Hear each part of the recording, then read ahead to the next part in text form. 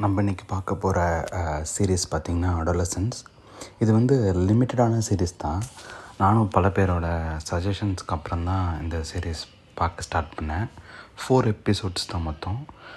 ஒரு எபிசோட்ஸும் 52 minutes to 55 minutes வரும், அரௌண்ட் 1 hour வரும். எல்லாருமே இந்த சீரீஸை வந்து பார்க்கணும். மெயினாக since it mentioned as adolescence, teenage peoples மட்டும் இல்லாமல் இது மெயினாக பேரண்ட்ஸுமே இதை நீங்கள் பார்க்கணும். இது ஒரு பிஞ்ச் வாட்ச் மாதிரி கூட பண்ணலாம், ஆர்எல்ஸ் இன் அ டே ஒரு எபிசோடு நெக்ஸ்ட் டே அப்படின்ற மாதிரி கூட பார்க்கலாம் if you have a time. சரிங்களா? ஸோ இந்த சீரீஸ் எதை சுற்றி இருக்குதுன்னு பார்த்தீங்கன்னா, ஒரு 13-year old பாய், அவனை வந்து இருந்துட்டு அரெஸ்ட் பண்ணுறாங்க. என்னென்னு பார்த்தா அவனோட ஸ்கூல்மேட்டை மர்டர் பண்ணிடுறான்னு சொல்லிட்டு. ஸோ ஃபஸ்ட்டு எபிசோட் பார்த்திங்கன்னா ஃபுல்லாகவுமே அந்த அரெஸ்ட் பற்றியே தான் இருக்கும். ஸோ ஃபஸ்ட்டு சீனே வந்து இருந்துட்டு அவங்களோட வீட்டுக்குள்ளே போய் அந்த பையனை அரெஸ்ட் பண்ணுறாங்க. ஸோ அது வந்து ஃபோர்ஸ்ஃபுல்லாக தான் உள்ளே போகிற மாதிரி இருக்கும். ஏன்னா அவன் சின்ன பையனால் அவங்க பேரண்ட்ஸ் வந்து அவன் சின்ன பையன் அப்படின்ற மாதிரியே ஆர்கியூ பண்ணுவாங்க போலீஸ்கிட்ட. அவங்க வந்து இருந்துட்டு அதெல்லாம் தாண்டி அவனை வந்து அரெஸ்ட் பண்ணி ஸ்டேஷனுக்கு கூட்டிகிட்டு போவாங்க.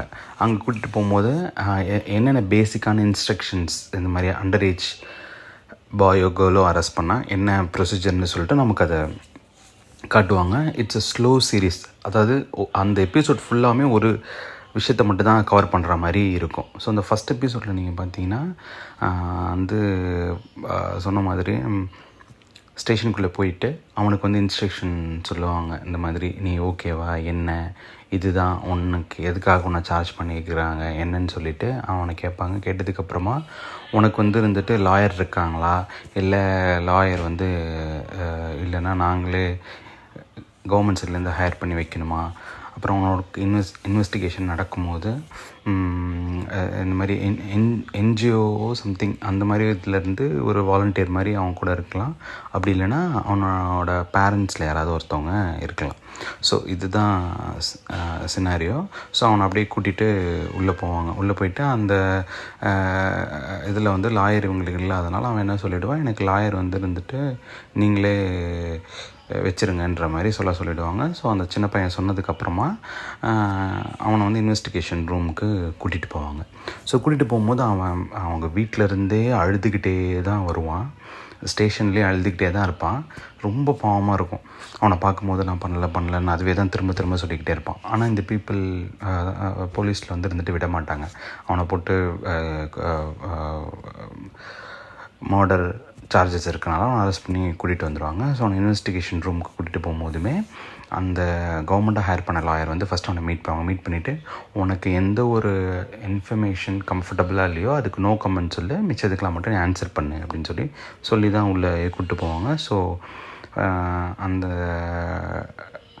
போலீஸ் வந்து இருந்துட்டு இன்வெஸ்டிகேஷனை ஸ்டார்ட் பண்ணுவாங்க. ஸ்டார்ட் பண்ணும்போது அவனை கேட்பாங்க, இந்த மாதிரி நீ இந்த மாதிரி உனக்கு எதில் சார்ஜ் பண்ணியிருக்காங்க உனக்கு தெரியுமா, என்ன ஏதுன்னு சொல்லி கேட்கும்போது அவன் நான் பண்ணலன்னே சொல்லிகிட்டே இருப்பாங்க. சொல்லிகிட்டு இருக்கும்போதே அவங்க ஒரு எவிடென்ஸாக அவனுக்கு காட்டுவாங்க.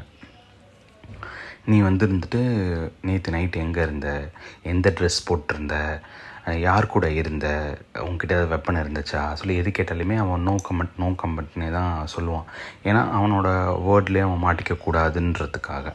ஸோ அப்படி சொல்லிகிட்டே இருக்கும்போது அவங்க வந்து இந்த சிசிடிவி ஃபுட்டேஜ் காட்டுவாங்க. இந்த மாதிரி ஒரு ஷாப்கிட்ட அந்த இவனையும் அவங்க 2 பேர் பேசுகிற மாதிரி ஒரு ஃபுட்டேஜ் காட்டுவாங்க. அதுக்கப்புறமா அவன் வந்து இருந்துட்டு அவளை அசால்ட் பண்ணுற மாதிரி, லைக் 2 பேரும் வாக்குவாதம் பண்ணி அடிச்சுக்கிற மாதிரி ஒரு ஃபுட்டேஜ் காட்டுவாங்க. இதை காமிச்சிட்டு நீ பார்க்கவே இல்லை, தெரியலன்னு ஞாபகம் இல்லைன்னா சொன்னியே, இப்போ இதெல்லாம் நடந்திருக்கேன்னு கேட்கும்போது அவன் வந்து இருந்துட்டு